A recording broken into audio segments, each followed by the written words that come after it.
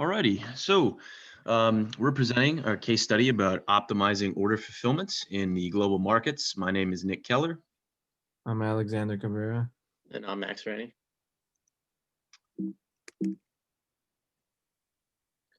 Today's agenda will cover the introduction, the problem background, overall analysis, implications, takeaway, and recommendations.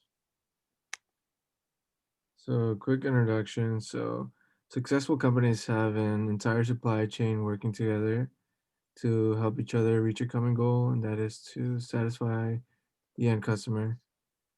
One of the difficulties in managing a supply chain is its complexity. And to increase system reliability and reduce failure rates, the components utilized in the production have to be individualized and make sure that their failure is close to zero. Six Sigma is a philosophy of giving customers what they want and also a measure of customer quality.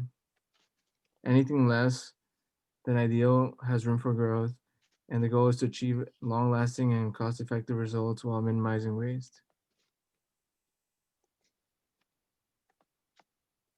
Um, A key limitation factor of Six Sigma is that it focuses on the defect correction. There are two major improvement methods under Six Sigma, that is define, measure, analyze, improve, and control, also known as DMAIC. And under this, there's always continuous room for growth in production. And then there is DFSS, and this is used to design new products and services.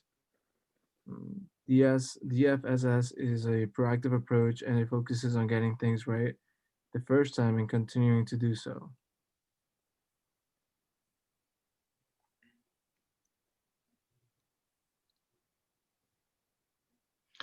Alrighty, so the overall analysis of our case study here.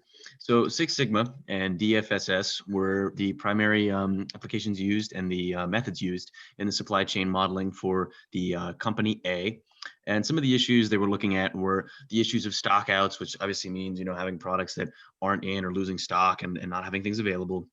Lead times, which getting your products in properly and actually having a pretty good idea of what's coming in and when it's coming in, as well as incorrect orders were being looked at to be resolved. This company had an issue where many of their orders were incorrect, and so that led to issues down the line with getting things to the customer and then making sure that they could actually have proper customer satisfaction at a threshold that was feasible and better for their company. That leads into the second smaller point here, that customer satisfaction was to be increased while also adding to the overall efficiency of the company.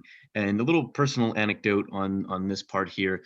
I've worked at Home Depot for a while now in the deliveries department and in the order fulfillment area, and we see a lot of times, especially recently due to COVID, massive issues of stock out and getting things in at the right amount of time. So when I'm dealing with my truck drivers and my distribution centers and things like that, it gets difficult to kind of gauge how things go. But through breaking down things on my own end and employing some of the things we've used in class with Six Sigma and other sort of concepts like that, it has helped me to be able to get better lead times that I can then kind of translate to the customers in ways that they understand and can also affect overall their satisfaction, which does then increase our revenue because they come back and they're happy.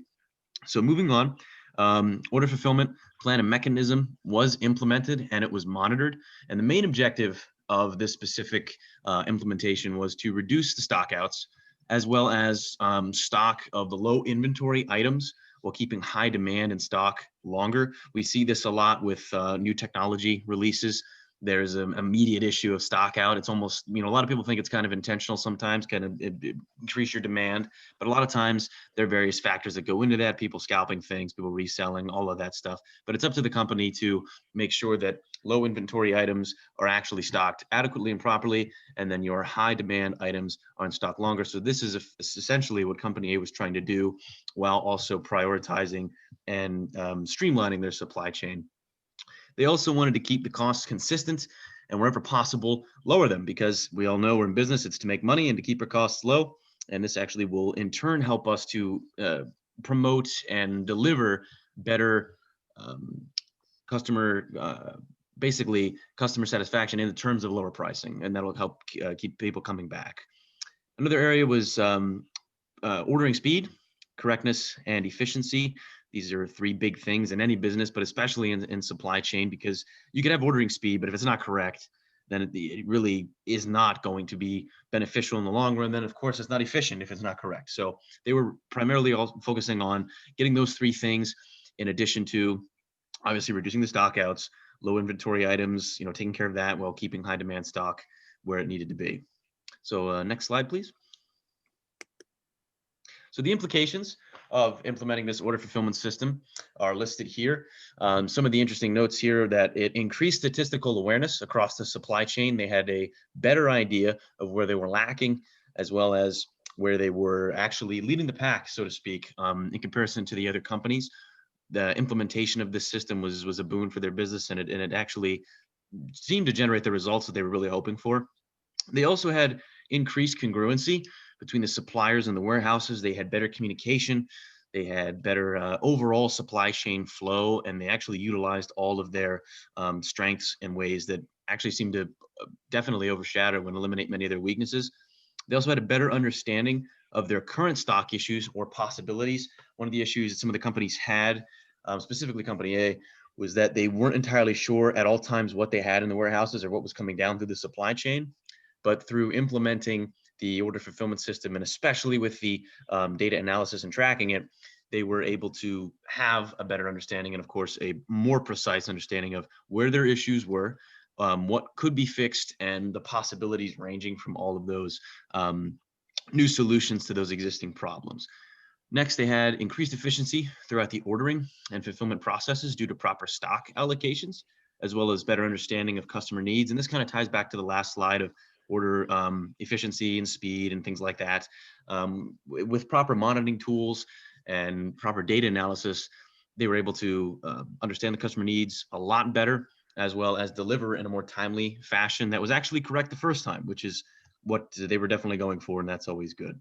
And finally, they had less errors in the ordering process, leading to fewer customer complaints. And as you can see here through many of these slides, all of this is sort of connected. If you can streamline your supply chain and implement the proper fulfillment systems, it really is a boon to your business, because you're ensuring that your customers are getting their orders quickly, timely, and efficiently, and of course correctly. And we saw that in this case study pretty directly, when as soon as they implemented these systems, everything went up across the board in all areas, from proper stocking to high demand items being in, as well as fewer customer complaints and better returns on the investment in this system. So,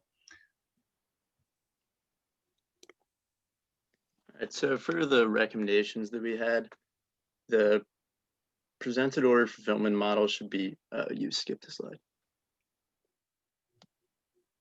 So for takeaways that we had, the order fulfillment model presented in the case provided managers with good techniques for global supply management and helped operation managers redesign, design, and monitor the control the supply chain order fulfillment process using DFSS, which puts the customer at the forefront of order fulfillment and fuzzy logic.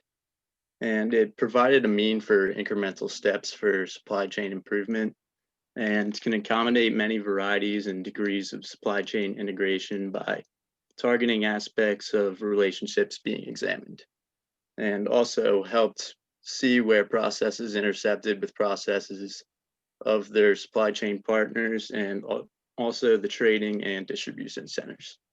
It's also noted that 47% of firms are only focusing on developing a flow of internal processes, and the presented model has potential for firms to develop supply chain management and extend these focuses across the chain. So for recommendations that we had, the presented order fulfillment model should be applied to small to medium businesses that do not already have an advanced supply chain management practice in place, as assumed that bigger businesses would already have a pretty advanced supply chain management practice. The model should be used in further research to other supply chain processes. And as noted earlier, the model is very flexible and can be used to redesign an existing one or improve an existing chain. The model can be used in different positions within any supply chain, and as specific software can become necessary, research could develop better platforms for more commercial and higher up businesses.